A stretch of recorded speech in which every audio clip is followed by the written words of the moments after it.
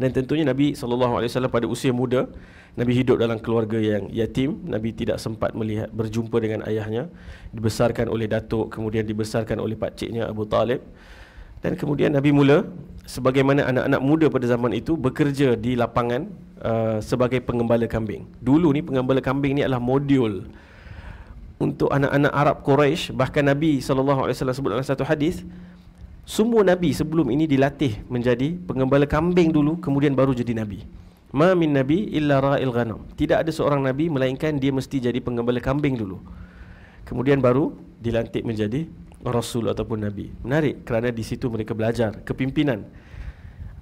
Kita mungkin hari ini ada program-program kepimpinan. Dulu program kepimpinan tu adalah kena jadi pengembala, duduk di padang pasir, belajar menguruskan kambing-kambing. Dan dia spesifik kambing, bukan unta, bukan kuda, tentunya bukan ayam dan lembu lah, tapi kambing. Kerana kambing ni binatang yang lemah, kena jaga sentiasa, kena faham perasaan dia, kena tahu, kena kenal setiap seekor daripada kambing ni.